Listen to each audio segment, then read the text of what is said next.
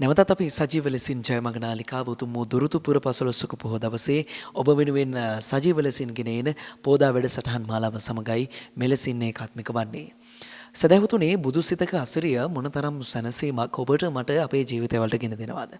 ඒ සැනසීම තවදුරටත් ඔබේ ජීවිතයට ළඟා කර දෙන්නට මේ උතුම් වූ දේශනාවත් මහෝපකාරී වේවා යන ප්‍රාර්ථනාවෙන් අද දවසේ ජයමග නාලිකාව මේ දුරුතු පොහොය දවසේ ඔබ වෙනුවෙන් sannivedanaya කරන අවසන් සජීව දේශනාව වෙනුවෙන් වැඩම කරන්නට යෙදුණු වැවුඩ දොඩම්තලාව ධම්මගිරි ආරණ්‍ය සේනාසන වාසී පූජනීය පුල්වැල්ලේ සාරද අපේ ගෞරවනීය ස්වාමින් වහන්සේ අපි নমස්කාර පූර්වකව ධම්සභා මණ්ඩපයට පිළිගනිමු. සරණයි අපේ හාමුදුරුවනේ. සදහතුනේ මේ උතුම් වූ දේශනාව වෙනුවෙන් අද දායකත්වයෙන් කටයුතු කරනවා පානදුර පදිංචි රොෂාන් පෙරේරා, ඒ වගේම නිසංසලා සහ ඉනාදි පෙරේරා දියණිය ඇතුළු ඒ පවුලේ සදැහැති පිරිස තමයි මේ උතුම් වූ සජීව දේශනාව වෙනුවෙන් අද දායකත්වයෙන් කටයුතු කරන්නේ. එසේනම් මෙතෙන් සිට මේ උතුම් වූ සද්ධර්ම දේශනය මෙලෙසින් පවත්වන්නට ගෞරවනීය ස්වාමින් වහන්සේට নমස්කාර පූර්වකව ආරාධනා කරනවා. සාදු සාදු සාදු. සමන්තා චක්කවාලේසු අත්‍රා ගච්ඡන්තු දේවතා සද්දම්මං මුනි රාජස්ස සුනන්තු සග්ග මොක්ඛදං ධම්මස්සවන කාලෝ අයං බදන්තා ධම්මස්සවන කාලෝ අයං බදන්තා ධම්මස්සවන කාලෝ අයං බදන්තා. නමෝ තස්ස භගවතෝ අරහතෝ සම්මා සම්බුද්දස්ස නමෝ තස්ස භගවතෝ අරහතෝ සම්මා සම්බුද්දස්ස නමෝ තස්ස භගවතෝ අරහතෝ සම්මා සම්බුද්දස්ස අහං හි භෝගෝතම ඒවං වාදී ඒවං දිට්ඨි සබ්බම් මේ න කමති තී. වන්දනීය පූජනීය ගරුතර අපේ ලෝකවාසී මහා සංඝරත්නයන් අවසරයි. ශ්‍රද්ධාවන්ත කාරුණික ගුණවන්ත පින්වත්නි, අද දවසේ දුරුතු මහා පුර පසළොස්වක පොහොය දවසේ ශ්‍රද්ධාවන්ත පින්නතුන් බලාපොරොත්තු වෙන්නේ කුසලයේ තුල තමන්ගේ ජීවිතේ ඉදිරියටම අරගෙන ගිහිල්ලා නිර්වාණ ධර්මය සාක්ෂාත් වීමට හේතු වෙන විදිහට අද දවසේත් කුසලයට බර වුණු සිතින්ම දවස ගත කරන්න. එවැනි අදහසකින් ධර්ම දේශනා ශ්‍රවණය කරමින් ධර්ම සාකච්ඡා ශ්‍රවණය කරමින් ඒ වගේම බණ භාවනා කටයුතු වල නිරත වෙමින් උතුම් සීලාදී ගුණ ධර්මයන්ගේ පිහිටමින් මේ රැස් කරගත්ත කුසල ධර්ම පරියායට තවත් සම්මා සම්බුද්ධ දේශනාවක් ඇසුරෙන් උතුම් කුසල ධර්ම පරියායක් ජීවිතයට එකතු කරගන්නට සූදානම් වෙන අවස්ථාව.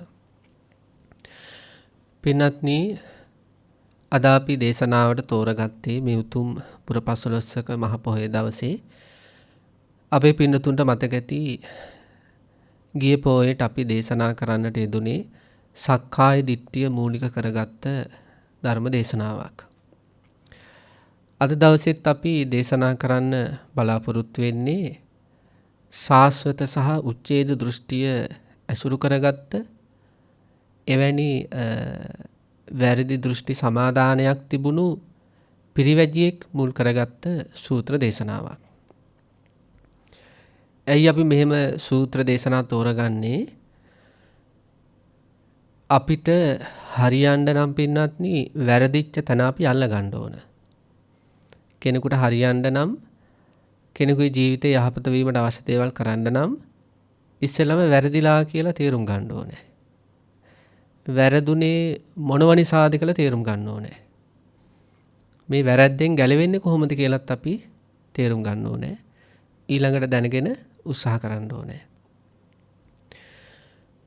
මේ සූත්‍ර ධර්මයට මූලික වුණේ දීඝනක කියන පරිබ්‍රාජක නැත්නම් පිරිවැජියා. අපේ පිනුතුන් දන්නවා මේ බුද්ධ ශාසනයේ මහා රත්නයන් පහළ කරපු ශාසනයක් බව. ඒ මහා රත්නයන් තමයි අපේ මහා සංඝ රත්නය කියලා අපි සඳහන් කරන්නේ. සමනල කන්ද කිව්වට පස්සේ අපිට සිරිපතුල මතක් වෙන ගතියක් තියෙනවා. දැන් නුවර කිව්වට පස්සේ අපිට දලදා වහන්සේ මතක් වෙනවා වගේ සමනල කන්ද කියද්දී අපිට සිරිපතුල මතක් වෙනවා. ඒ වගේ සංඝ කියද්දී අපිට මතක් වෙන අති ශ්‍රේෂ්ඨ මහා යතිවරයන් වහන්සේ නමක් ඉන්නවා. සාරිපුත්ත මහරහතන් වහන්සේ. සමනල කන්ද කියද්දී සිරිපතුල මතක් වෙනවා වගේ නුවර කියද්දී දලදා වහන්සේ මතක් වෙනවා වගේ අනුරාධපුරයේ කියද්දී රුවන්වැලි මහසෑය රාජයන් වහන්සේ මතක් වෙනවා වගේ සංඝ කියන වචනේ ඇහෙනකොටම ඒ සංඝ රත්නේ ශ්‍රේෂ්ඨතම මුදුන් මල් කඩක් වගේ වැඩ සිටපු සාරිපුත්තයන් වහන්සේ අපිට નિરાයාසයෙන්ම මතක් වෙන ස්වභාවයක් තියෙනවා. සාරිපුත්ත මහරහතන් වහන්සේ කියලා කියන්නේ අපේ ජීවිතේට අපේ හිතට සමීපම කරගත යුතු උතුම් ශ්‍රාවකයන් වහන්සේ නමක්. ඒ උතුමන් වහන්සේගේ ගුණ මහ පොළොවේ වැලි වලට වඩා වැඩි කිව්වොත් තමයි නිවැරදි. ඒ උතුමන් වහන්සේගේ ගුණ මහා සාගරයේ ජල බිඳු වලට වඩා වැඩි කිව්වොත් තමයි වඩා නිවැරදි. ඒ සාරිපුත්තයන් වහන්සේ සාරිපුත්ත සිහනාද සූත්‍රයේ පින්නතුට මතක ඇති සඳහන් කරනවා භාග්‍යතුන් වහන්සේ මහ පොළොවට පිරිසුදු දේවලුත් දමනවා. ඒ විතරක් නෙවෙයි අසුචි මුත්‍ර කෙල සැරව ලේ වැනි දේවලුත් දමනවා. ඒ මහ පොළොවට පිරිසුදු දේවල් දැම්මත් අපිරිසුදු දේවල් දැම්මත් ඒ මහ පොළොව ලැජ්ජාවටපත් වෙන්නේ නැහැ. ඇකිලෙන්නේ නැහැ ලැජ්ජාවෙන්. ඒ විතරක් නෙවෙයි ඒ අපිරිසුදු දේවල් මහ පොළොවට දැම්ම කියලා පිළිකුල් කරන්නෙත් නැහැ. මේ ලෝකේ පින්නත්ටි සාමාන්‍ය කෙනෙකුට යම්කිසි කෙනෙක් නින්දාවක් කළොත් අපහාසයක් කළොත් පරුෂ වචනකින් බැන්නොත් ගරහාවක් කළොත් ඒක පිරිසක් මැදනංගුනේ මහා ලැජ්ජාවක් ඇති වෙනවා. ඇකිලිල යනවා. ඊළඟට ලැජ්ජාවත් එක්ක බැඳිලෙන දේශයක් ඇති වෙනවා. දෝමනසයක් ඇති වෙනවා. පිළිකුලක් ඇති වෙනවා. තමන්ට නින්දා කිරීම හින්දා එක පැත්තකින් තමන්ට ලැජ්ජාවක් ඇතුළාන්තයටම ඇකිලීමක් ඇති වෙනවා. ඊළඟට තමන්ට නින්දාව කරපු කෙනා ගැන පිළිකුලක් ඇති වෙනවා. සාමාන්‍ය ලෝකයා කියනවා එහෙම වුණාට පස්සේ මුහුණවත් දකින්න කැමති නැහැ කියලා. සාරිපුත්තයන් වහන්සේ දේශනා කරන්නේ ස්වාමීනි භාග්‍යතුන් වහන්සේ මම එහෙම නෙවෙයි. මහ පොළොවට පිරිසුදු දේ දැම්මත් අපිරිසුදු දේ දැම්මත් ලැජ්ජාවෙන් ඇකිලෙන්නේ නැහැ වගේ. ඊළඟට අපිරිසුදු දේවල් එකතු කළා කියලා පිළිකුලක් ඇති කරගන්නේ නැහැ වගේ. භාග්‍යතුන් වහන්සේ නින්දා අපහාස ගරහා හැම මම ජීවත් වෙන්නේ. එහෙම ජීවත් වුණේ පින්නත් සතියක් නෙවෙයි. සති දෙකකුත් නෙවෙයි. මාසිකුත් නෙවෙයි. අවුරුද්දකුත් නෙවෙයි. ඒ උත්තමයන් වහන්සේ පරිනිර්වාණයට පත්වන මොහොත දක්වාම එහෙමයි ජීවත් වුණේ. ධර්මයේ පුහුණු කරන අපේ පින්නතුර තේරෙනවා නින්දා අපහාස ගරහා හමුවේ සාන්ත හිත ඇති කරගෙන සතියක් ජීවත් වෙන එකත් කොච්චර දුෂ්කර කාර්යයක්ද කියලා. සාරිපුත්තයන් වහන්සේ වගේම දේශනා කරනවා ස්වාමීනි භාග්‍යතුන් වහන්සේ අන්සිඳුණු ගවයෙක් වීදියෙන් වීදියට එහෙම නැත්නම් මන්සන්දියෙන් මන්සන්දියකට යනකොට ඒ වීදියෙන් වීදිය මන්සන්දියෙන් මන්සන්දියෙන් යන්නේ ගවයාට යමෙක් යම්කිසි අපහසුතාවයකට පත් කරන ක්‍රියාවක් කළත් අන්සිඳුණු ගවයාට ආනින අදහසක් එන්නේ නැහැ. තමන්ට කරපු දෙයට පෙරලා යමක් කරන්න පෙළඹෙන්නේ නැහැ. ස්වාමිනී භාග්‍යතුන් වහන්සේ මමත් එහෙමයි. කෝකාලික කියන භික්ෂුන් වහන්සේ සාරිපුත්තයන් වහන්සේට මහා මොග්ගල්ලාණන් වහන්සේට ලාභ සත්කාරවලට ගිජුව කටයුතු කරනවා කියලා එක සැරයක් නෙවෙයි නින්දා කළේ. දෙසරයක් නෙවෙයි නින්දා කළේ. බොහෝ වාරයක් ඒ අපහාසය කළා. ඒ නින්දා අපහාස හමුවේ සාරිපුත්තයන් වහන්සේ ඒ කරපු දෙයට විරුද්ධ දෙයක් කරන්න ගියේ නෑ. එකට කරන්න ගියේ නෑ. සාරිපුත්තයන් වහන්සේට තරහ යනවද කියලා බලන්න ඒක බ්‍රාහ්මණයෙක් සාරිපුත්තයන් වහන්සේ පිණ්ඩපාතේ වඩිද්දි සාරිපුත්තයන් වහන්සේට වැරෙන් පහරක් එල්ල කරනවා. සාරිපුත්තයන් වහන්සේගේ පිට ප්‍රදේශයට. පියවර කීපයක් ඈතට විසිවල යනවා. ඒ වගේ ව්‍යසනයක් කරපු, කරදරයක් කරපු, අපහසුතාවයක් ඇති කරපු ඒ බ්‍රාහ්මණයා විශේෂී පවා එකටක කිරීමක් නොකළ බව ධම්මපද අටුවාවේ සඳහන් කරලා තියෙනවා.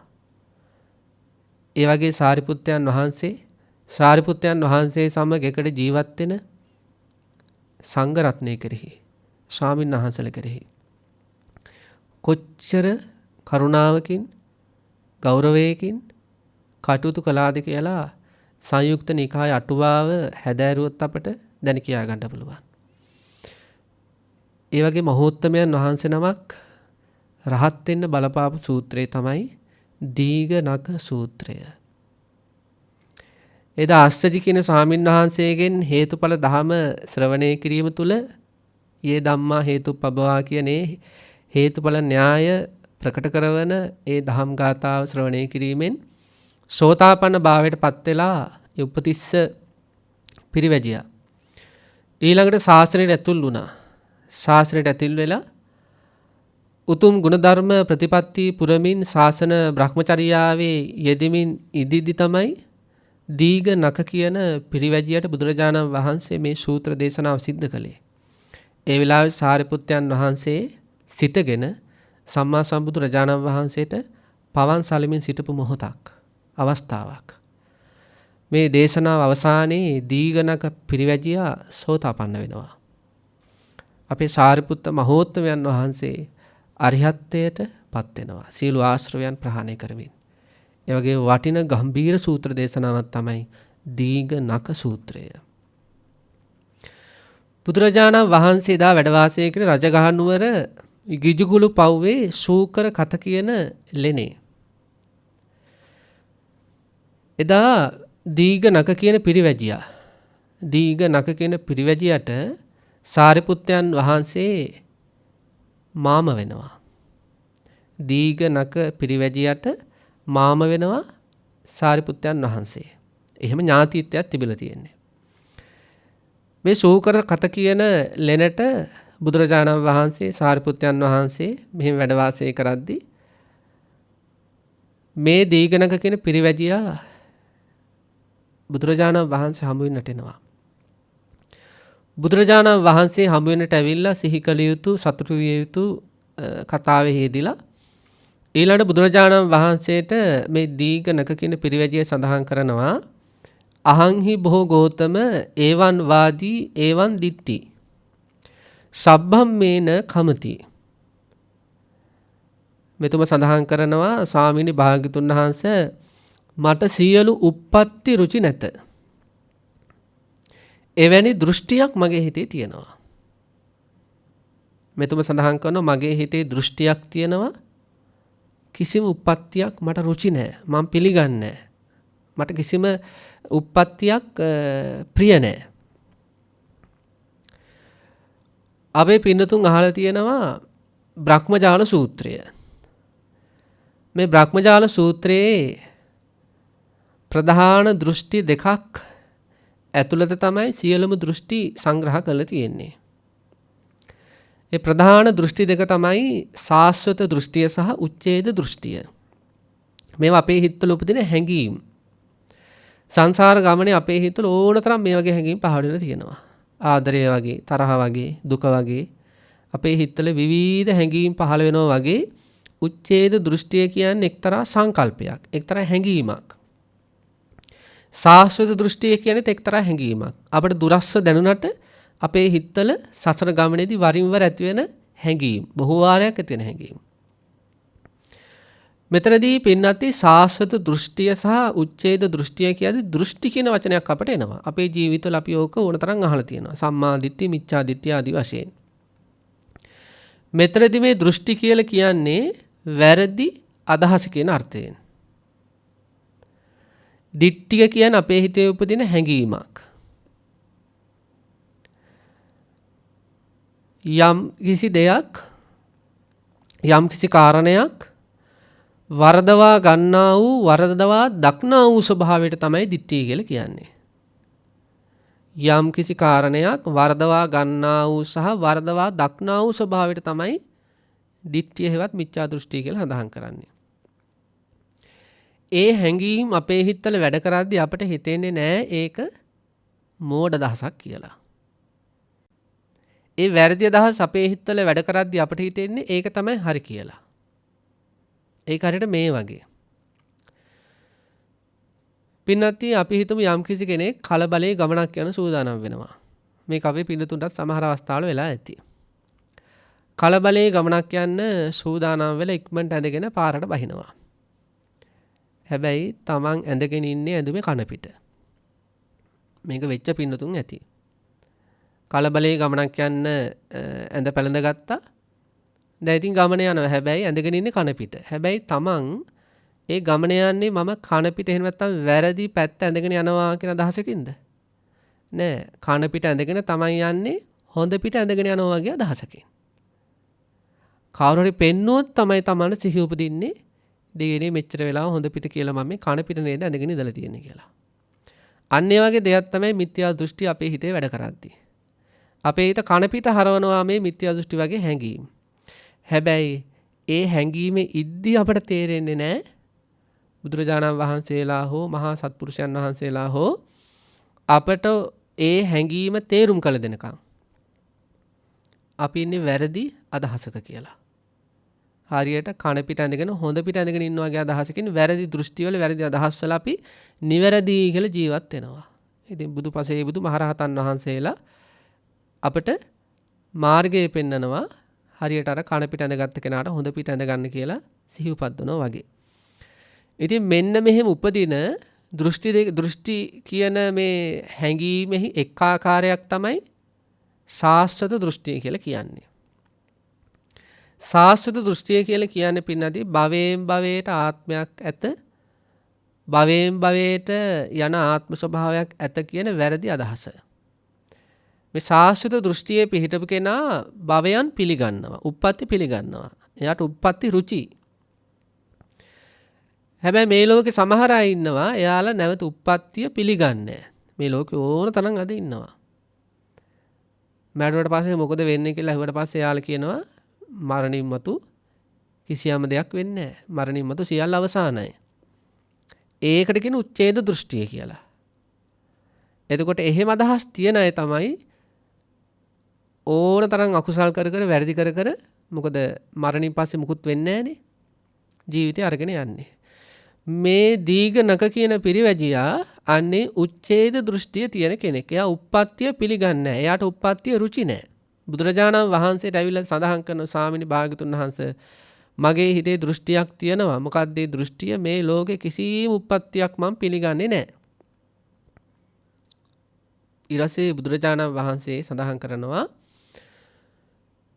ඔබ දැන් සඳහන් කරනවා පිරිවැජිය මේ ලෝකේ කිසිම දෘෂ්ටියක් පිළිගන්නේ නැහැ කියලා. බලන්න බුදුන් වහන්සේගේ නුවණ. ඔබ දැන් කියනවා මේ ලෝකේ කිසිම දෘෂ්ටියක් පිළිගන්නේ නැහැ කියලා. ඒත් ඔබ ඔය දෘෂ්ටිය පිළිගන්නව නේද? දැන් මෙයාගේ හිතේ තියෙන සංකල්පයක් මේ ලෝකේ කිසිම දෘෂ්ටියක් කිසිම උප්පත්තියක් මම පිළිගන්නේ නැහැ කියලා. බුදුරජාණන් වහන්සේ සඳහන් කරන හැබැයි අන්නේ සංකල්පය ඒ අදහස ඔබ පිළිගන්නව නේද? එතකොට මේ පිරිවැජිය සඳහන් කරනවා නෑ නෑ මම ඒකත් පිළිගන්නේ නෑ. ඊළඟට බුදුරජාණන් වහන්සේ පින්නදී දේශනා කරනවා දීඝනක පිරිවැජිය මේ ලෝකේ දැඩීව දෘෂ්ටි වලට අහු වෙලා ඒ දෘෂ්ටියට අහු වෙන්නෙත් නෑ මේ දෘෂ්ටියට අහු වෙන්නෙත් නෑ කියලා දෘෂ්ටි ජාලවලට දෘෂ්ටි දැල්වලට අහු වෙලින සත්‍යෝ බොහෝමයක්. එයාට දෘෂ්ටි උපාදාන දෘෂ්ටි ගැන තියෙන බැඳීම් අත්හැර ගන්න බෑ. ඒ දෘෂ්ටි කියන හැඟීම ගැන තියෙන උපාදානය අත්හැර ගන්න බෑ. දැන් අපේ සමාජුණත් පින්නද්දී සමහර අයට දැන් මරණින් මතු ප්‍රතිසන්දියක් තියනවා කියන සංකල්පය හේතු ගන්නන්න කොච්චර සමහර අයට දහම් කාරණා තේරුම් කළ දුන්නත් හොඳට අහගෙන හිටියා වගේ හිටියට එයාලා ආපු අර හැඟීමට වැටෙනවා. ඒක තමයි දෘෂ්ටි උපාදානය කියන්නේ.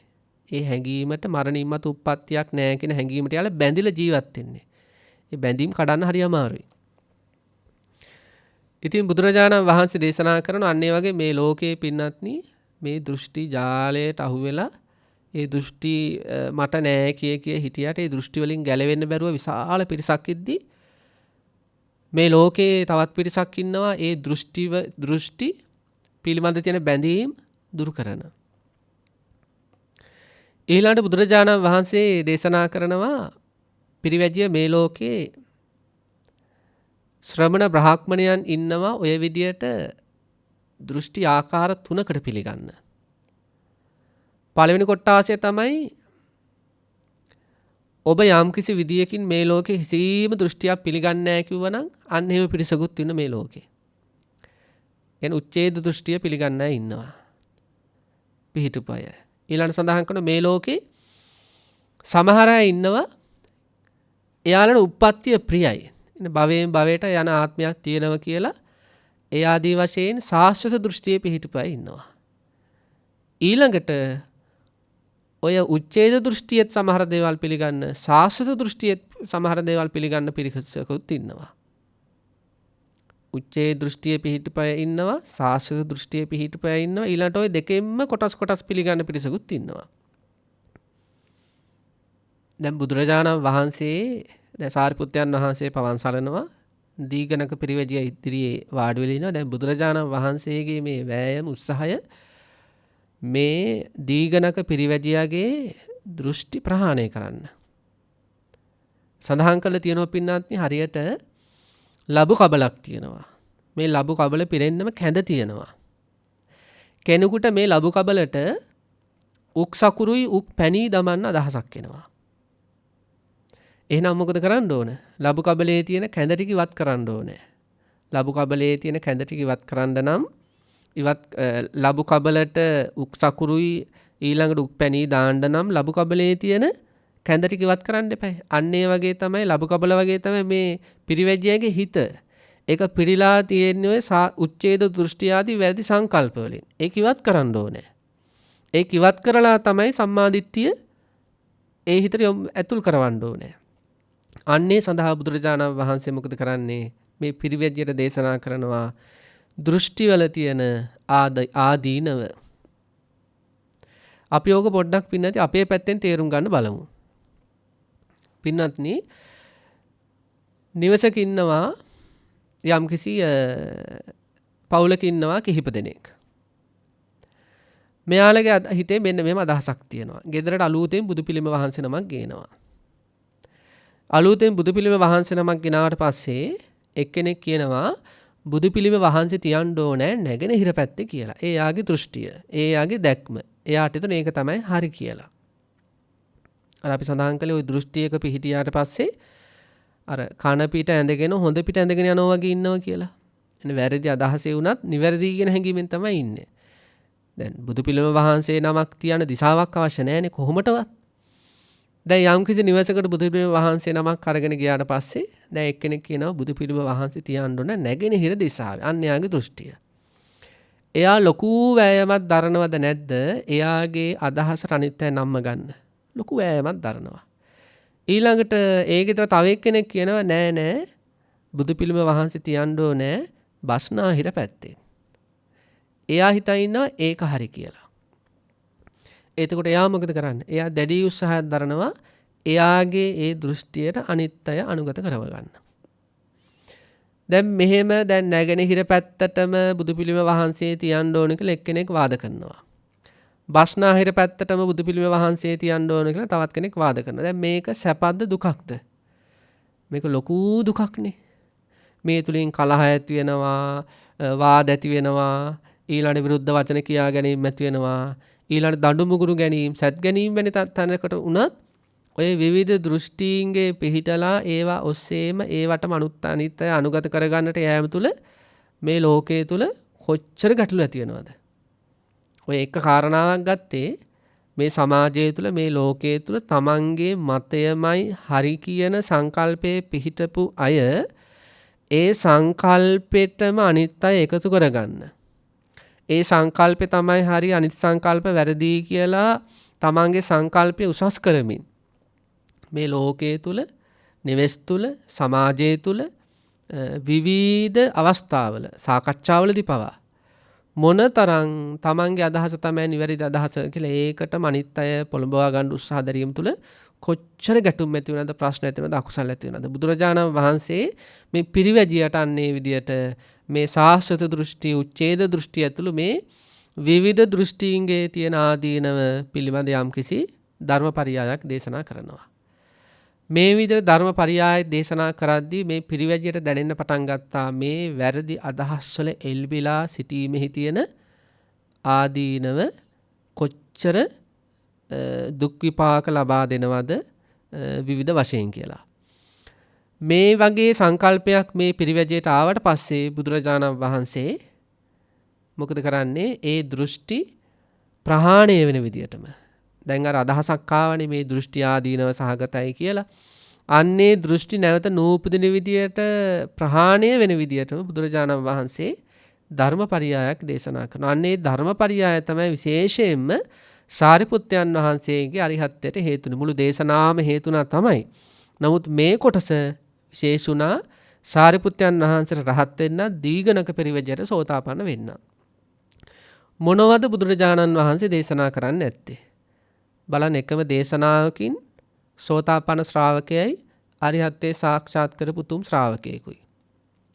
බුදුරජාණන් වහන්සේ දේශනා කරන පින්වත්නි දීඝනක මේ ශරීරය කියලා කියන්නේ මේ කය කියලා කියන්නේ සතර මහා භූතයන්ගෙන් සකස් වෙච්ච එකක්. මේකේ තද ගතියෙන් යුක්ත කෙස්ලොම් නියදත් ආදිය ඊළඟට ගලා යන ගතියෙන් යුක්ත සෙම්මාදිය ඊළඟට වායෝ ධාතුව ඊළඟට තේජෝ ධාතුව ආදී වශයෙන් මේක සතර මහා භූතයන්ගෙන් සකස් වුණ එකක් කය කියන්නේ. ඊළඟට සඳහන් කරන මේක අම්මගේ තාත්තගේ එකතු වීමෙන් සකස් වෙච්ච එකක්. මේක දෙවි කෙනෙක් පහල කරවලවත් එහෙම තමන් විසින් සකස් කරගත් එකක්වත් නෙවෙයි අම්මා තාත්තගේ එකතු වීමෙන් මේක පහළ වෙච්ච එකක් සකස් වුණ එකක්. ඊළඟට බුදුරජාණන් වහන්සේ දේශනා කරනවා දීඝනක මේ ශරීරය ආහාරයෙන් සකස් වෙන එක සැකසෙන එකක්. ඊළඟට මේ ශරීරය කියන්නේ ඉලීම් පිරිමැදීම් වලින් නඩත්තු කළ යුතු එකක්. ඒක හොඳට පින්නත් තේරෙනවනේ. පොයේ දවස කියලා නෑ, නිවාඩු දවස කියලා නෑ, නිවාඩු කාලේ කියලා නෑ, වැඩට යන දවස කියලා නෑ, ගෙදර ඉන්න දවස කියලා නෑ. මේ ශරීරය පාන්දර අවදි වෙච්ච වෙලාව ඉඳලා මොකද කරන්න වෙලා තියෙන්නේ?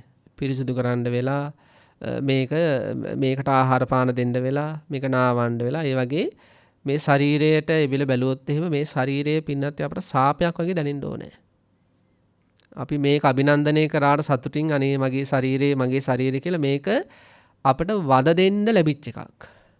වද විඳින්න ලැබිච්ච එකක් මේ ශරීරය කියන්නේ. බලන්න බුදුරජාණන් වහන්සේ ඒක මතු කරන හැටි. බුදුරජාණන් වහන්සේ සඳහන් කරනවා දීඝනක මේ ශරීරය දිහා බලන්න අනිච්චතෝ. මේ ශරීරය ඇතිවීම සහ නැතිවීම ස්වභාව කොටගත් එකක්. හැම මොහොතකම. පින්නදී බලන්න අපි හිතමු මේට අවුරුදු 15කට 20කට විතර කලින් අපේ ඡායාරූපයක් අපි ගාව තියෙනවා නම් කණ්ණාඩිය ඉස්සරහට ගිහිල්ලා කණ්ණාඩියේ මේ වර්තමාන තමන්ගේ මූණ දිහා බලලා මීට අවුරුදු 20කට විතර කලින් 30කට විතර කලින් අර ඡායාරූපයක් දිහා බැලුවොත් එහෙම ඒ පින්තූරයේ තුල තියෙන මුහුණ සහ මේ වර්තමානයේ තමන්ට කැඩපත ඉස්සරහදී තමන්ට පෙනෙන මුහුණ කියන්නේ විශාල පරිවර්තනයක් වෙච්ච රූපයක්. ඒකට කියන විපරිණාම කියලා. මේ අනිත්‍ය ස්වභාවයේ තියෙන ප්‍රධාන ලක්ෂණයක් තමයි හැම තිස්සෙම තිබූ තත්ත්වය වෙනත් තත්ත්වයකටපත් වෙනවා. තිබූ තත්ත්වෙන් වෙනත් තත්ත්වයකටපත් වෙන හැම මොහොතකම තිබූ තත්ත්වයෙන් වෙනත් තත්ත්වයකටපත් වෙනවා. ඒක අපේ ඇහැට ගෝචර වෙන්නේ කාලයක් ගියාට පස්සේ. ඉස්සරට වඩා මං ගොඩක් වෙනස් නේද? මං කළුයි නේද? මං සුදුයි නේද? මගේ මූණ රැලි වැටිලා නේද? මගේ කොණ්ඩේ ඉදිලා නේද? මගේ දත් වැටිලා නේද? මගේ දත් හෙලවෙනව නේද? මගේ දත් අඳුරු වෙලා නේද? ආදි වශයෙන් අපේ මේ කයෙහි අනිත්‍ය ස්වභාවය, විපරිණාම ස්වභාවය අපේ ඇහැට එකපාරට ගෝචර වෙන්නේ නැහැ. නමුත් බුදුරජාණන් වහන්සේ දේශනා කළ ධර්මයට අනුකූලව මේ රූපය දිහා, කය දිහා පිරිවැජියට සඳහන් කරනවා ඇතිවීම නැතිවීම හොඳට පුන මනසිකාර කරන්න ඕනේ. ඊළඟට සඳහන් කරනවා දුක්ඛතෝ.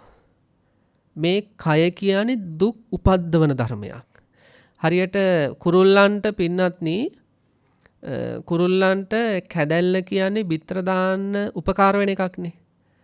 අන්න ඒ වගේ මේ ශරීරය කියලා කියන්නේ මේ කය කියන්නේ මේ දුක්ඛ ධර්මයන් උපදින්නට හේතු වෙන කැදැල්ලක් වගේ. මේ ශරීරය අපට හරියට දුක් දෙනවා. ජාති දුක් ආදී වශයෙන් ඉපදීමේ දුක, ඊළඟ මරණයටපත් වීමේ දුක, ජරාවටපත් වීමේ දුක. මේ ශරීරය හරියට දුක් දෙනවා. බලන්න අපට අපේ ජීවිතවල සමහර අවස්ථාවල අපට හිතෙනවා මේ පුද්ගලයා මට කොච්චර දුක් දෙනවද කියලා. සමහර ළඟ ඉන්න අය ගැන අපට හිතෙනවා. සමහර රැකියාව කරන තැන සමහර අය ගැන අපට හිතෙනවා මේ පුද්ගලයා මට කොච්චර දුක් දෙන කෙනෙක්ද. මෙහෙම දුක් දුන්න කෙනෙක් මට සසරේ කවදාවත් හමු වෙලා නැතුව ඇති. පොඩ්ඩක් බුදුරජාණන් වහන්සේ දේශනා කළ ධර්මයට අනුකූලව කය දිහාට හැරිලා බැලුවොත් කය තරම් අපට දුක් දීලා නැහැ ඔය එක්කෙනෙක්වත්. ඇයි? කය හැමතිස්සෙම අපිත් එක්කයි තියෙන්නේ. අර අය දුක් දෙනකොට අපට පලා යන්න පුළුවන්. දේශ සීමා වලින් එහාට යන්න පුළුවන්. හැබැයි කය දුක් දෙනකොට අපට පලා යන්න බෑ. මේ මොහොතුණත් අපි අරගත්තොත් මේ මොහොතේ වාඩිලා ඉන්නවා නම් අපට ඒ කය ඇසුරු කරන දුක් ඇති වෙනවා. හිටගෙන ඉන්නවා නම් දණසිකක්කුම් ඇති වෙනවා. කොන්ද එකක්කුම් ඇති වෙනවා. බෙල්ල එකක්කුම් ඇති වෙනවා. ඔළුව පාත් කරන් ඉන්නවා නම්. ඒ වගේ මේ කය කියන්නේ මව් කුසේ පහළ වෙච්ච දවස් ඉඳලාම දුක් දෙන එකක්. කෙනෙකුට තවත් කෙනෙක් දුක් දෙනකොට මතක් වුණොත් මම මෙච්චර කණ්ඩ බොණ්ඩ දෙන මේ ශරීරය මෙච්චර දුක් දෙනවනේ. ඊට සාපේක්ෂව මෙයා දෙන දුක අඩුයි කියලා. අපි අර එයා ගැන ඇති වෙන නොරුස්නා හැඟීම පවා දුර වෙන්න එක හේතුවක්. ශරීරය එච්චර අපිට දුක් දෙනවා. දුක් උපද්දවනවා. ඊළඟට බුදුන් වහන්සේ දේශනා කරන රෝගතෝ මේ කය කියන්නේ මේ ශරීරය කියන්නේ ලෙඩක් මේ දීගණක. මේක ලෙඩක්. ඔය අපි සමහර අවස්ථාවල කියන්නේ සමහර අයට එයා මහා ලෙඩක් කියලා. ඒ කියන්නේ අපි ලෙඩක් කියලා එහෙම සමහර අයට කියනවනේ. සමහර දේවල් වලට අපි කියන එක මහා ලෙඩක් අනේ. අපි කියන එහෙම. බුදුරජාණන් වහන්සේ දේශනා කරන ඔය ශරීරේ ලෙඩක්. ඕක ලෙඩක් ඔය තියන් ඉන්නේ. ඊළඟට දේශනා කරනවා ගණ්ඩතෝ. ගණ්ඩතෝ කියන්නේ මේ ශරීරය ගඩුවක් වගේ. බලන්න ශරීරයක් අරගෙන ගඩුවකට සමාන කරලා තියෙන විදිහ දැන් ගඩුවක් කිව්වට පස්සේ තුවාලයක් කිව්වට පස්සේ ඒකෙන් සැරව ගලනවා. මේ ශරීරෙත් එහෙමයි. ඇහෙන් මොනවද ගලන්නේ? පිළිකුල් දේවල්. තුවාලකින් සැරව ගලනවා වගේ පිළිකුල් සහගතව ඇහෙන් සැරව ගලනවා. කනෙන් මොනවද ගලන්නේ? ඒ අපිරිසුදු දේවල්, කලාඳුරු වගේ දේවල්. නාසයෙන්, දිවෙන් මුළු ශරීරෙම දාඩිය ගලනවා, උරුණු තෙල් ගලනවා. ඒ වගේ මේ ශරීරයේ මල මුත්‍ර ගලනවා. මොකද්ද මේ ලැබෙලා තියෙන්නේ? කලකිරෙන්නම වටින්නේ. මේ දීගණක පිරිවැජියා දැන් බුදුරජාණන් වහන්සේ දේශනා කරද්දී මොකද කරන්නේ? හොඳට අහගෙන ඉන්නවා. ඊළඟට බුදුරජාණන් වහන්සේ දේශනා කරන සල්ලතෝ මේක උලක් වගේ දීගණක ඔය ශරීරය දැන් තියා වාඩිලා ඉන්නවනේ. බුදුරජාණන් වහන්සේ දේශනා කරන ඕක උලක් වගේ සල්ලතෝ. සමහර දැත්කක් උමාවට පස්සේ කොහොමද? උලකින් අයිනවා වගේ. ඒවා විස්තර කරන්න බෑ. සමහර හිසේ එකක් සමහරට ඇති වෙනවා. ඔළුව බඳාගෙන ඉන්නේ. ඉන්න බෑ හිස් රදේ කියලා. සමහර හන්දි කැක්කුම්, දනිස් කැක්කුම්, කොන්ද කැක්කුම් ඔය ඩෙන්ගු වගේ රෝග ඇති වුණාට පස්සේ සමහරට ඇති වෙනේම ශරීරය ඇතුලේ අස්තික කියනවා. උල් වලින් අනිනවා වගේ මොනවා කළත් හරියන්නේ නැහැ. වේදනානාශකවත් අහන්නේ නැහැ. එහෙම පින්නත්ති බලන්න මේ කය කියන එක සල්ලත උලක් වගේ. මේක එක භවයක්ද මේ සෙල්ලම? භව දෙකක්ද මේ සෙල්ලම? අපි සෝතාපන්නවත් උනේ නැත්තම් තව භව දසදහස් ගණන් ශරීර හමුවේ උලකින් අයින වගේ නැවත දුක් විඳින්න වෙනවා. බලන්න මේ ශරීරයක් ස්ත්‍රියක් විදිහට ලැබුවොත් මේ ශරීරයක් දරුවෙක් හම්බ වෙද්දි කොහොමද ඒ දුක? ඉතින් හිතන්න ඕනේ. උලකින් අයින වගේ. දරුවෙක් කුසේ ඉද්දි සමහර අවස්ථාවල පයින් අනිද්දි මොකද වෙන්නේ? හරි වේදනයි. ඊළඟට බුදුරජාණන් වහන්සේ දේශනා කරනවා අගතෝ මේ ශරීරය පාපයට උදව් කරන එකක්. බොහෝ පාපයන් රැස් කරන්න උදව් වෙනවද නැද්ද මේ ශරීරේ? කාම මිත්‍යාචාරයට උදව් වෙනවා, ප්‍රාණඝාතයට උදව් වෙනවා, බොරු කියන්න උදව් වෙනවා, පරුස වචන කියන්න උදව් වෙනවා, මත්පැන් ආදී භාවිතා කරන්න උදව් වෙනවා. සතර පායට යන්න හේතු වෙන පව් කරවන්න ওই ශරීරේ උදව් වෙනවද නැද්ද? උදව් වුණාද නැද්ද? බොරු කියන්න ওই ශරීරය උදව් වෙලා නැද්ද? ප්‍රාණඝාත කරන්න මధుරෙක් හරි මරන්න උදව් වෙලා නැද්ද ඔය ශරීරේ? සමහර අයට කාමීත්‍යාචාරවල දෙන්න ඔය ශරීර උදව් වෙලා නැද්ද? එහෙනම් ඕකට කියනවා අගතෝක පාපයට උදව් කරන එකක්. ඕක ආවඩන්න ඕන එකක් නෙමෙයි. ඕක බල බල සතුරු වෙන්න ඕන එකකුත් නෙමෙයි. ඕක බොහෝ පාපයන්ට උදව් කරන එකක්. ඔය ශරීර වලින් ඒකේ සදාහටම නිදහස් වෙන්න ඕන. අරිහත්ත්වය කියන්නේ ශරීර වලින් නිදහස් වෙනම අවස්ථාව. සෝතාපන්න කෙනාට නම් තව භව කීපයක් ඔහොම ශරීර ලැබෙන්න පුළුවන්. අඩුම ගන්න සෝතාපන්න කඩීමවත් අපිට පන්න ගන්න පුළුවන් වුණොත් අපිට සැනසෙන්න පුළුවන් අර තව භව කීපයයි මේ ශරීර වලින් ලැබෙන දුක්. එහෙම නොවන කෙනාට සෝතාපන්න නොවන කෙනාට ශරීර හැමුවේ විඳින්න වෙන දුක් මෙච්චරයි කියන්න බෑ. බොහෝ පාපයන් රැස් කරවලා බොහෝ සසරගත ජීවිතේ දුක් පද්දවනවා. පරතෝ ඊළඟට බුදුන් වහන්සේ දේශනා කරන දීඝනකෝයේ ශරීරය කය හරිම අකීකරුයි. බලන්න කොච්චර ලස්සනද මේ කාරණා හරිම අකීකරුයි ඔය ශරීරේ.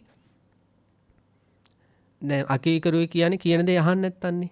සමහර ළමයිට කියන පුතේ මෙතන වාඩි වෙන්න එපා. එතනම වාඩි වෙන්නේ. පුතේ අල්ලපු ගෙදරට යන්න එපා. හොරෙන් හරි අල්ලපු ගෙදරට යනවා. පුතේ ෆෝන් එක පාවිච්චි කරන්න එපා. යාළුවෙක් එකක් හරි හොරෙන් පාවිච්චි කරනවා. අපි ඒතරට කියන මේ ළමයා හරිම අකීකරුයි. ඇයි? අපේ හිත සැනසෙන විදිහට ජීවත් වෙන්නේ නැහැ. ශරීරෙත් ඒ වගේ, කයත් ඒ වගේ. හරිම අකීකරුයි. අපි කැමති නෑ ලෙඩ වෙනවට. මේක ලෙඩ දෙනවා අපට. අකීකරුයි. අපි කැමති නෑ දත් වැටෙනවට, කෙස් හිදෙනවට, හම රැලි වැටෙනවට, කොන්ද ශරීරය අබල දුබල වෙනවට අපි කැමති නෑ. නමුත් මේකේ ඔක්කොම කරනවා. ඔක්කොම දෙනවා අපට. හරිම අකීකරුයි. එක විදිහකට ඉන්න දෙන්නේ නැහැ. හිටගෙන ඉන්න දෙන්නේ නැහැ. වාඩි වෙලා ඉන්න දෙන්නේ නැහැ එක දිගට. ඇලවිලාවත් ඉන්න දෙන්නේ නැහැ. දැවීම ඇති කරවල රත් කරවල හරිම මුරණ්ඩු ක්‍රමවේදයක් තමයි මේ ශරීරේ තියෙන්නේ. ඒකට සඳහන් කරනවා පරතෝ අකීකරුයි ඔය ශරීරේ. පලෝකතෝ ඊළඟට සඳහන් කරනවා පිරිවැජියට දීඝනකට පිරිවැජිය මේ ශරීරය කොටසෙන් කොටස විනාශ වෙලා යනවා. දැන් අපි දන්න එක තාත්තා කෙනෙක් හිටියා කුරුණෑගල මේ මාළු වෙළඳාම තමයි කළේ. මාළු අල්ලගෙන ඇවිල්ලා මාළු කප කප විකුණනවා. ඉතින් එතුමට මොකද උනේ? දියවැඩියාව හැදුනා. දියවැඩියාව හැදිලා ඒක බොහොම නරක මට්ටමටම ආවා. ඊට පස්සේ ඉස්සෙල්ලාම ඇඟිල්ල කැපුවා. කකුලේ මහපට ඇඟිල්ල කැපුවා. ඊළඟට අනිත් ඇඟිලි කප කප ගියා. ඊළඟට ඇස් වටේ හරියෙන් කැපුවා. ඊළඟට කෙන්ඩ හරියෙන් කැපුවා. ඊළඟට දනිස් හරියෙන් කැපුවා. දැන් මේක සිද්ධ වෙලා අවුරුදු කිහිපයක් අවසානයේදී අපි දකිද්දි ඒ තාත්තගේ කකුලේ මුදුනින්ම කැපුවා. මේ ශරීරය අන්නේ වගේ මේ වැය වෙවි යනවා. කොටසින් කොටස මේක මොකද වෙන්නේ? විනාශ වෙන එකක්. සමහරවිට පිළිකා හැදුනමත් එහෙමනේ. කොණ්ඩේ යන පටන් ගන්නවා. එක විදිහට මේ ශරීරයේ මේ කොටසින් කොටස විනාශ වෙන සමහරවිට හැදෙන ලෙඩ රෝග වලට අනුව. ඒව ඔබ අපේ ඕනම කෙනෙකුට ඕනෑ වෙලාවක හැදෙන්න පුළුවන්. අපේ ජීවිත ඇඳකට වැටිලා දවසෙන් දවස කොටසින් කොටස කැපි කැපි යන්න පුළුවන්. හැම ගැලවි යන්න පුළුවන්. මේ ලෝකෙට පොඩ්ඩක් ඇවිල්ලා බලන්න ඕනේ එහෙම වෙච්ච දේවල් කොච්චර තියෙනවද? මේ ශරීර කියන මේ මහා දුක්ඛ ස්කන්ධය නිසා මේවා කොටසින් කොටස ගැලවි කැඩි යනකොට බිනි යනකොට මහා දුක් උපද්දනවා. ඊළඟ ශුන්‍යතෝ බුදුරජාණන් වහන්සේ දේශනා කරන මේ කය හිස් ධර්මයක්. හිස් ධර්මයක් කියන්නේ රූපයක් නැහැ කියන එක නෙවෙයි. සත්පුද්ගල ආත්මත්වයෙන් හිස් මේ කය. ඊළඟ අනත්තතෝ මේ කය අනාත්මයි. දැන් පිරිවැජි අහගෙන ඉන්නවා. දැන් මේ වැහෙද්දි පින්නති අපිට මොකද වෙන්නේ? කලකිරීමක් ඇති වෙනවා රූපය ගැන. අන්න ඒකට කියනවා නිබ්බිදාව කියලා. ඒ කලකිරීම ඇති වෙනකොට රූපය ගැන තියෙන ඇලීම මොකද වෙන්නේ? දුරු වෙනවා. අන්න ඒක විමුක්තියට හේතු වෙනවා. ඊළඟ බුදුරජාණන් වහන්සේ දේශනා කරනවා දැන් ওই රූප ධර්ම ටිකනේ ගත්තේ. දැන් බුදුරජාණන් වහන්සේ දේශනා කරනවා නාමස්කන්ධ විදර්ශනාව. දැන් සාරිපුත්තයන් වහන්සේත් අහගෙන ඉන්නේ දීඝනක පිරිවැජියත් අහගෙන ඉන්නේ. දීඝනක වේදනා තුනක් තියෙනවා. සුඛ වේදනා, දුක් වේදනා, උපේක්ෂා වේදනා. අපි දන්නවා මේ අරමුණක් ලැබෙනකොට අරමුණේ රස වළඳන රස අනුභව කරන හැඟීම තමයි වේදනාව කියන්නේ. ඒක හැඟීමක්, සිතුවිල්ලක්. ආදරය කරන කෙනෙක් දකිද්දී සුඛ සහගත සැප සහගත හැඟීමක් උපදිනවා. තරහකාරයෙක් දැක්කොත් දුක් සහගත හැඟීමක් ඇති වෙනවා. යම් කිසි විදියකින් අපි හිතමු පාරේ යනකොට ගමනක් යනකොට යම් කිසි ගල් කැටයක් දැක්කොත් එහෙම අපිට ඇති වෙන්නේ සැපකුත් නෙවෙයි දුකකුත් නෙවෙයි උපේක්ෂා සහගත හැඟීමක්. මේ දීඝනක පිරිවැජයට බුදුන් වහන්සේ දේශනා කරනවා යම් මොහොතක සුඛ වේදනාවක් උපදිනවා නම් ඒ වෙලාවට සුඛ වේදනාව විතරයි. ඒ වෙලාවට දුක් වේදනා උපේක්ෂා වේදනා නැහැ. මේ වේදනා කියන ඒවා මිශ්‍ර වෙලා උපදින්නේ නැහැ පින්වත්නි. දැන් සමහර පළතුරු හදන්නේ අඹ දාලා, පැපොල් දාලා, කෙසෙල් දාලා මික්ස් ෆෘට් කියලා කියන්නේ මේ මික්ස් ෆෘට් කියන්නේ. මිශ්‍ර පළතුරු කියන්නේ. එහෙම මිශ්‍ර හැඟීම් පහළ වෙන්නේ නැහැ වේදනාවල. සැප වේදනාව නම් සැප වේදනාව විතරමයි. ඒක නිරුද්ධ වුණොත් තමයි දුක් වේදනාවක් හරි උපේක්ෂා වේදනාවක් හරි. දුක් වේදනාවක් ඇති වෙච්ච වෙලාවට දුක් වේදනාවම තමයි. ඒ කියන්නේ මේ වේදනාව මිශ්‍ර කරගෙන විඳීමක් කියලා දෙයක් නැහැ කියලා මේ පිරිවැජයට අනුශාසනා කරනවා. ඊළඟ විශේෂ කාරණාවක් සඳහන් කරනවා දීඝනක මේ සියලුම වේදනා නුවණින් දකින්න ඕනේ. අර දෘෂ්ටි ප්‍රහාණය වෙන්න නම් බුදුරජාණන් වහන්සේ දේශනා කරනවා පිරිවැජයේ සුඛ වේදනාවක් තියෙනවා නම් අනිච්චා. ඒ සුඛ වේදනාව දකින්න කියනවා අනිත්‍ය වශයෙන්. මේ ලෝකේ බොහෝ අයට පාපයන් සිද්ධ වෙන්නේ සමහර දේවල් විඳින්න ගිහිල්ලා. ඒක ශරීරයක් විඳින්න ගිහිල්ලා හරි වෙන්න පුළුවන්, අජීවී දෙයක් හරි විඳින්න ගිහිල්ලා හරි වෙන්න පුළුවන්. ඒ යමක් විඳින්න ගිහිල්ලා තමයි සමහර අය ගොඩක් පව් කරගෙන තියෙන්නේ. මෙතනදී මේ දීඝනක පිරිවැජයට බුදුරජාණන් වහන්සේ උපද්දනව සිහියක් ඔබ යම් කිසි විඳීමක් අත්දකිනවා නම් ඒක හොඳින් හරි නරකින් හරි දීඝනක ඒ විඳීම ඇතිවීම නැතිවීම ස්වභාව කොට ගත්තා. අනිත්‍ය ස්වභාවයටපත් වෙනවා. ඊළඟට ඒ වේදනාවේ සැප විඳීම විපරිණාමයි. දැන් මේ මොහොතේ යම් කිසි විදියකින් ඒ වේදනාත්මක අත්දැකීම අත්දැක්කට සැපසහගතව ඊළඟ මොහොතේ ඊට වඩා වෙනස් වෙලා උපදින්නේ. ඊළඟ මොහොතේ තවත් වෙනස් වෙලා උපදින්නේ. ඊළඟ මොහොතේ තවත් වෙනස් වෙලා උපදින්නේ. ඒ වගේ සුඛ වේදනා පරම්පරාවක් එකක් පිටිපස්සේ ඇති වෙමින් නැති වෙමින් පහළ වීම යමෙක් හොඳට අවධානයෙන් බලන් හිටියොත් ඒක හොඳට තේරෙනවා පින්නත්නි. අර මුලදී තිබ්බ උප්පරිම සුඛ වේදනාවක් එකක් තිබ්බනේ. ඒක විනාඩියක් අත්දැක්කනම් එහෙම සුඛ වේදනා පරම්පරාවක් ඒ විනාඩිය අවසාන වෙද්දි මොකද වෙන්නේ? ඒක හීන දීන වෙලා ගිහිල්ලා. සුඛ වේදනා මාත්‍රයක් විතරයි. අන්තිමට ඒකක් නැති වෙනවා. අන්න ඒ වගේ මේ සුඛ වේදනාව කියන්නේ ඇති වෙලා නැති වෙලා යන එකම ස්වභාවයෙන් නැවත නූපදින එකක්. විපරිණාම තත්ත්වයකටපත් වෙනවා. තිබුණ තත්ත්වෙ වෙනත් තත්ත්වයකටපත් වෙනවා. අනිච්චා. දුක් වේදනාවත් එහෙමයි. සමහර අයට දුක් වේදනා ඇති වුණාට පස්සේ අපේ පිනතුන් හිතන්න ඇයි සියදිවි නසා ගන්න හිතෙන්නේ. එයාලට ඒ වෙලාවට දැනෙන්නේ ඒ දුක් වේදනාව සදාකාලික දෙයක් විදියට. අන්න එකෙන් ගැලවෙන්න එයාලට හිතෙන්නේ මරණයෙන් විතරයි මේකෙන් ගැලවෙන්න පුළුවන්. අන්න ඒ වගේ නිත්‍ය හැඟීමක් එනවා. ඒ නිසා මොකද කරන්නේ? සීදී නසා ගැනීම වලට යොමු වෙනවා. හැබැයි යම් කිසි කෙනෙකුට දුක් වේදනාවේ අනිත්‍ය ස්වභාවය ගැන සිහියක් නුවණක් තියෙනවා නම් එයා දන්නවා දරුවන් නිසා මගේ හිතේ දුකක් තියෙනවා. ස්වාමියා භාර්යාවගේ වෙනස් වීම නිසා මගේ හිතේ මේ මොහොතේ දුක් වේදනාවක් තියෙනවා. ඒ දුක් වේදනාව සදාකාලික නෑ. ඒක අනිත්‍ය ස්වභාවයටපත් වෙනවා. බලන්න යම් කිසි කෙනෙක් මිය ගියාට පස්සේ හිතේ ඇතිවෙන දුක් වේදනාවත් 3 මාස දාන වෙනකොට හිතේ ඇතිවෙන දුක් වේදනාවත් පොඩ්ඩක් අරන් බලන්න කොච්චර වෙනස් වෙලාද කියලා. යම් කිසි කෙනෙක් මිය යනකොට මිය ගිය අවස්ථාවේ ඇතිවෙච්ච දුක් වේදනාව සහ 7 දවසේ දාන දෙනකොට හිතේ තියෙන දුක් වේදනාව පොඩ්ඩක් බලන්න අරගෙන. දුක් වේදනා එකක් පිටිපස්සේ ඇති වෙමින් නැති වෙමින් පහළ වුණත් පිනතු අත්දැකලා තියෙනව නේද? දුක් වේදනාව මොකද වෙන්නේ? වෙනස් වෙනවා. තිබු තත්ත්වය වෙනත් තත්ත්වයකටපත් වෙනවා. අවුරුද්දක් විතර යද්දී ඒ අම්මා මතක් කළාට තාත්තා මතක් කළාට දුක් වේදනා මාත්‍රයක්වත් නැහැ. ජීවිතයේ අතීතයේ සමහර ආදරයන් නිසා අඬලා වැළපිලා ජීවිතේ නැති කරගන්න පව අදහස් එන්න තරම් දුක් විඳපු සමහර අයට දැන් ඒ සිද්ධි මතක් කරද්දී මොකද වෙන දුක් වේදනාවක් උපදින ලැජ්ජාවක්ද? ලැජ්ජාවක් උපදින්නේ. ඇඬෙන්නේ නැහැ එදා වගේ. මොකක්ද වෙන වෙලා තියෙන්නේ? දුක් වේදනාව වෙනස් වෙලා විපරිණාම තත්යකටපත් වෙලා. එතකොට මේ දීඝනක පිරිවැජයට බුදුන් වහන්සේ දේශනා කරන දුක් වේදනාව කියන්නේ ඒ වගේ අනිත්‍ය ධර්මයක්. උපේක්ෂා වේදනාව ඒකත් එහෙමයි. ඊළඟට සඳහන් කරනවා සංකතා. මේ වේදනාව කියන්නේ ඉබේ පහළ වෙන එකක්වත් දෙවි කෙනෙක් පහළ කරන එකක්වත් නෙවෙයි. මේ වේදනාව කියන්නේ සකස් වෙන එකක්. සකස් වෙන එකක්. දැන් බලන්න දැන් බණහන වෙලාවක දැන් බණහනවනේ. තමන් 50 සම ආදරය කරන කෙනෙක් ළඟින් ඇවිල්ලා වාඩි වුණොත් මොකද වෙන්නේ? එක පාට උතන අමුතුම වේදනාවක් සකස් වෙනවද නැද්ද? සකස් වෙනවා.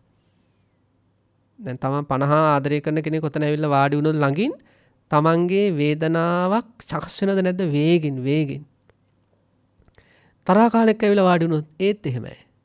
දුක් සහගත වේදනාවක් වේගින් සකස් වෙනවා. සකස් කරගන්නව නෙමෙයි. අන්න ඒකට අපි තේරුම් ගන්න. ඒ කියන්නේ මේ වේදනාව කියන හැඟීමක් අන්නේ හැඟීම් සංකතයි. සකස් වෙනවා ඒවා. සකස් වෙන හැඟීම් මේවා. සංකතයි. ඊළඟට සඳහන් කරනවා පටිච්චසමුප්පන්නා. මේ වේදනාව කියන්නේ හේතුන් නිසා පහළ වෙන එකක්.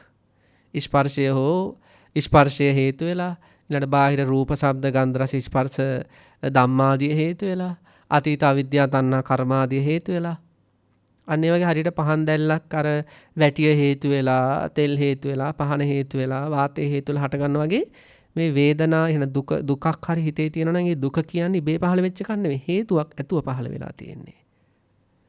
හිතේ සතුටක් මේ දවස්වල තියෙනවා නම් ඒ සතුට හේතුවක් ඇතුවයි පහළ වෙලා තියෙන්නේ. ඒ හේතු නැති වුණොත් ඔය සතුට නැති වෙනවා. ඔය දුක නැති වෙනවා.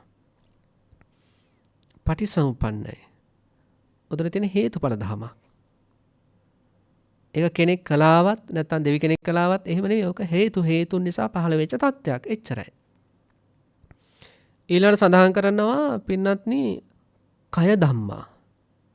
කය ධම්මා කියලා කියන්නේ මේ ඔය හටගන්න වේදනා සැප හරි දුක් හරි ෂය වෙලා යනවා. එහෙනම් කලකිරෙන්න බෑ අපිට. අපි කලකිරීම ඇති කරගන්න එපා. අපිට කලකිරීම ඇති වෙනවනේ. ඔය කයානුපස්සනාව කියලා තියෙනවා මේ අට්ඨහරස විපස්සනා විග්‍රහයේ.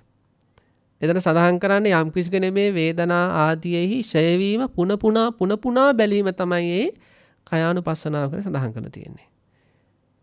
ඊළඟ බුදුරජාණන් වහන්සේ දේශනා කරන වය ධම්මා. ඒ කියන්නේ මේක වෙනසිල යන එකක්. අපි හිතමු ලොතරැයියක් ඇදලා ලක්ෂ 10ක හරි දැන් උදාහරණයක් ගමු. දැන් ආසන්න කාලේ යම් කිසි කෙනෙකුට ලොකු ත්‍යාගයක් ලැබුණ කියලා අපි හිතමු. ඒ ත්‍යාගය නිසා එයාට ලොකු සතුටක් හිතේ ඇති වෙනවානේ. ඒ සතුට වෙනසිලා යන එකක්. අපේ ජීවිතේම කොච්චර සතුටුදායක දේවල් අපි අත්දැකලා තියෙනවද? ශිෂ්‍යත්වයේ පාස් වුණ වෙලාවේ සතුට නැද්ද? සතුටුයි. කෝ ඒ සතුට? ඒක මේ වෙනසිලා ගියා. සාමාන්‍ය පෙළ හොඳට සමත් වුණා නම්, උසස් පෙළ හොඳට සමත් වුණා නම්, විශ්වවිද්‍යාලයට තේරුණා කියලා දැනගත්ත දවසේ මතකද ඇති වෙයි සතුට? ඊළඟට තමන්ගේ ජීවිතේ තමන් බලාපොරොත්තු වෙන කෙනෙක් තමන්ට ආදරය ප්‍රකාශ කරපු දවසක එහෙම අපි එහෙම එබිල බලමු. ජීවිතේ එබීමනේ විදර්ශනාව කියන්නේ. මතකද ඒ කාලේ ඇති වෙච්ච සතුට? කෝ ඒක දැන් වෙනසිලා ගියා. වය ධම්මා. අපි අත්දකින හැම සතුටක්ම වැය වෙලා යනවා. වෙනසිලා යනවා. කලකිරෙන්න ඕන නැති. මොකටද මෙහෙම ෂේ වෙලා යන දේවල්? මොකටද මෙහෙම වැය වෙලා යන වෙනසිලා යන වේදනාවල්? කලකිරෙන්න ඕනනේ. ඊළඟට විරාග ධම්මා. ඒ කියන්නේ මේක බිඳිලා යන එකක්. ඊළඟට නිරෝධ ධම්මා කියන්නේ නැති වෙලා යන එකක්.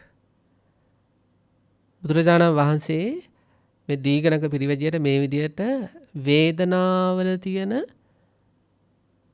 සත්‍ය ස්වභාවය මතුවෙන විදියට මෙන්න මේ වගේ විදර්ශනාත්මක විග්‍රහය සිද්ධ කරනවා. අන්න එහෙම මේ විදර්ශනාත්මක විග්‍රහය කරද්දී දැන් බලන්න අපි සසර ජීවිතේ ඇලිලා තියෙන උපාදාන වෙලා තියෙන ওই දෙකටනේ. කය ඊළඟට නාම ධර්ම කියන වේදනා ආදියට. මෙතන මේ වේදනා ස්කන්ධාදිය විශේෂයෙන් ප්‍රකට කරලා මේ පිරිවැජියාගේ මානසික මට්ටම අනුව තමයි සාරිපුත්තයන් වහන්සේගේ තිබ්බ උසස් මානසික මට්ටම අනුව තමයි මෙතන විශේෂයෙන් වේදනා ආදිය මතු කරලා විග්‍රහ කළ තියෙන්නේ. දැන් සමහර තැන්වල දැන් බහුවේදනීය සූත්‍රය හැම වේදනාව විග්‍රහ කළ තියෙන 108 ආකාරයකට.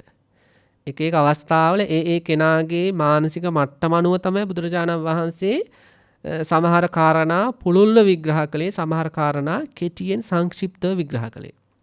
මෙතන ලොකු විග්‍රහයක් කරන්න ගියේ නැහැ. මොකද මේ පිරිවැජියා සාරිපුත්තයන් වහන්සේගේ ඥාති දරුවා බුද්ධිමත් දරුවෙක්. ඊළඟ සාරිපුත්තයන් වහන්සේත් මහා පැනති උතුමන් වහන්සේ නමක්නේ.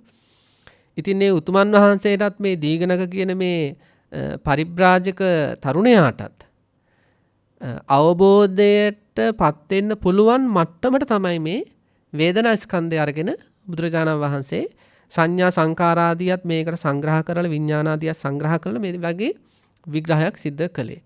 ඉතින් මේ දේශනාව අවසන් වෙනකොට මොකද උනේ?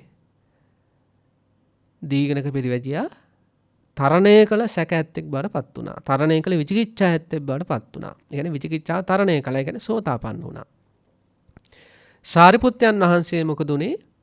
අරිහත්ත්වය සාක්ෂාත් කළා. ඉතින් මේ දේශනාව අවසානයේ සඳහන් කරලා තියෙනවා අපේ දීඝනක පිරිවැජියා සම්මා සම්බුදුරජාණන් වහන්සේට වන්දනාමාන කරලා සඳහන් කරන භාග්‍යතුන් වහන්සේ යටිකරු කරපු දෙයක් උඩුකුරු කළා වගේ. ඒ කියන්නේ මේවා කියවුවා නෙවෙයි කියුණා.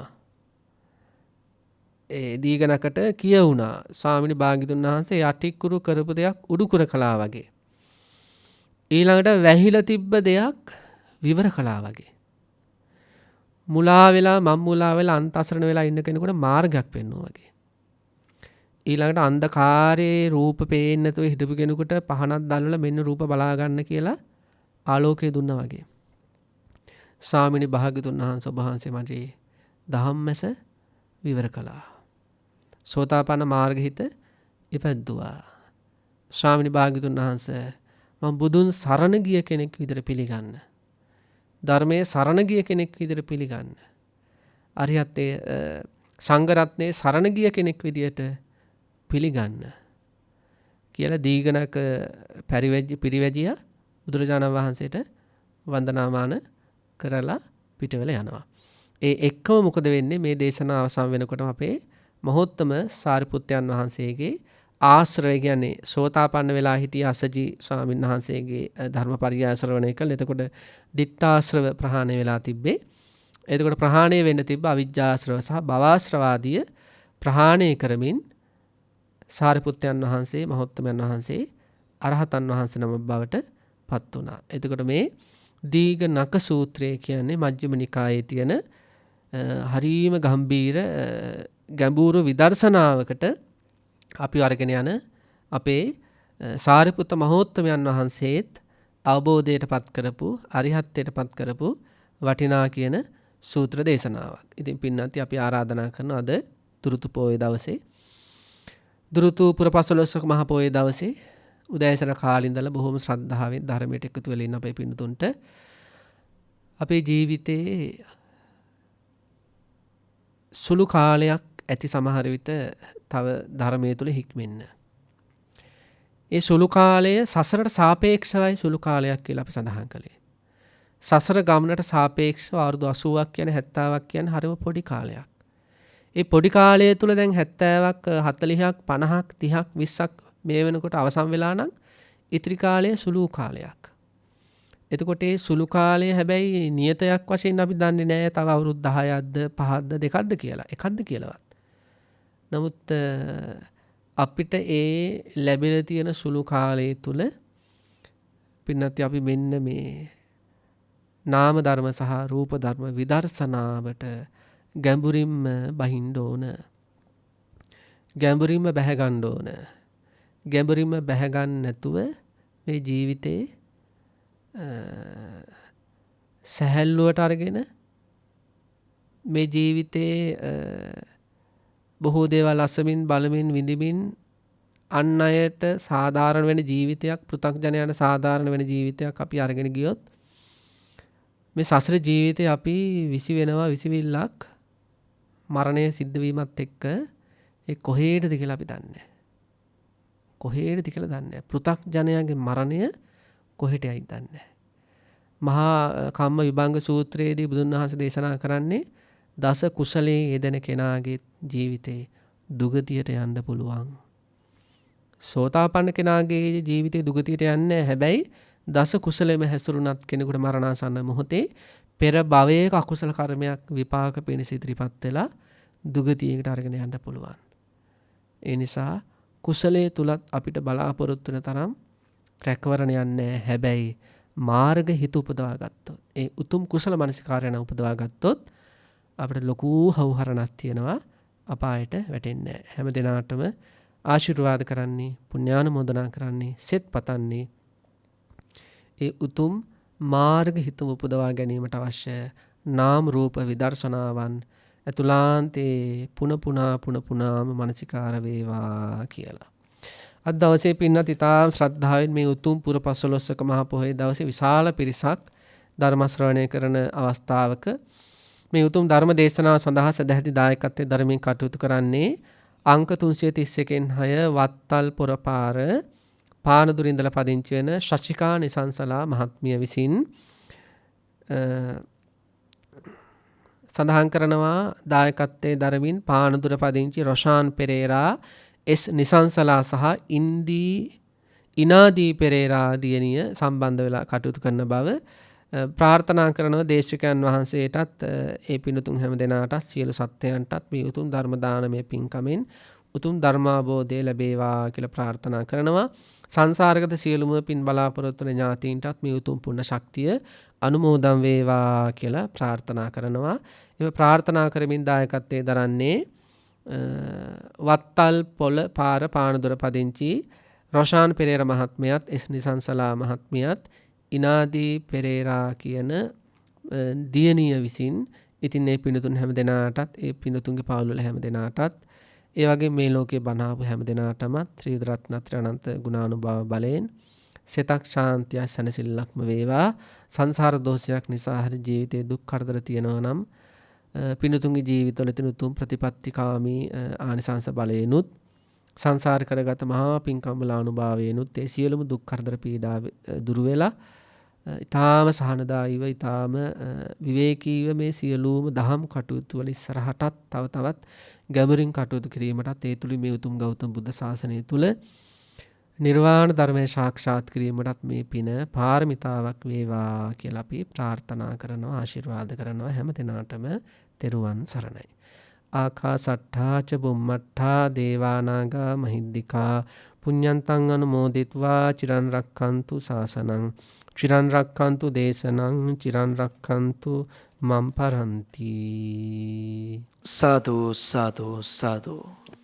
තුන්ලොවක් නිවාසනහලු අවේද ධම්මයන්න් වහන්සේ විසින් දේශනා කරන්නට යෙදුණු ඒ අමිල නිමල ශ්‍රී සද්ධර්මයෙන් ඔබේ හදවතට ඔබේ ජීවිතයට ධර්මයෙන් ඊටමත් වටිනා අවවාද උපදෙස් ලබා දෙමින් ඒ තුමු දේශනාව පවත්වා වදාළ වැවුඩ දොඩම්තලාව ධම්මගිරි ආරණ්‍ය සේනාසන වාසී පූජනීය පුහුල්වැල්ලේ සාරද අපේ ගෞරවනීය ස්වාමින් වහන්සේට ප්‍රාර්ථනීය බෝධියකින් උතුම් චතුරාර්ය සත්‍ය ධර්මයම අවබෝධ වී අමා මහ නිවනින් සැනහෙන්නට මේ පින්පෙත් හේතු වාසනා වේවායි අපි සියලු දෙනා සාදුනාද ප්‍රාර්ථනා කරමු. සාදු සාදු සාදු. ඒ උතුම් වූ ප්‍රාර්ථනාවත් සමගින් ජයමඟ නාලිකාව අද දවසේ උදෑසන කාලේ පටන් ඔබ වෙනුවෙන් ගෙනා පෝදා වැඩසටහන් මාලාව මෙලෙසින් නිමවට පත් කරන්නේ උදෑසන 6 සිට අපි මේ වෙනකන් සජීව ලෙසින් ඔබට ඔබේ ජීවිතයේ ධර්මයෙන් ආලෝකමත් කරන්නට මේ සජීව විකාශය ගෙනාවා. ඒ වගේම තමයි සිහිපත් කරන්නට ඕනේ අද සවස 6 සිට පූජනීය උඩුදුම්බර කාශ්‍යප අපේ ගෞරවනීය නායක ස්වාමින් වහන්සේ පවත්වන සප්ත හෝරා සදහම් දෙසුම ඔබට සවස 6 සිට පසුදා ලුයම් කාලය වනතුරු ශ්‍රවණය කරන්නට හැකියාව තිබෙන වග අපි ඔබට සිහිපත් කරනවා. POTV නාලිකා අංක 94 ඔස්සේ වගේම ජයමඟ රූපවාහිනී නාලිකාවේ YouTube නාලිකාව ඔස්සේ ඔබට ඒ උතුම් දේශනාවත් අද දවසේ සජීව ලෙසින් ශ්‍රවණය කරන්නට හැකියාව තියෙන වග අපි සිහිපත් කරමින් අපි අපේ සජීව වැඩසටහන් මාලාව නිමවට පත් කරන්නේ සවස ගිලන්පස බුද්ධ පූජාමය පින්කම ඔබට සමීප කර දෙමින් ඔබ සැමට තුනුරුණගේ අනන්ත වූ ආශිර්වාදය ලැබේවා. සම්මා සම්බුදු සරණයි.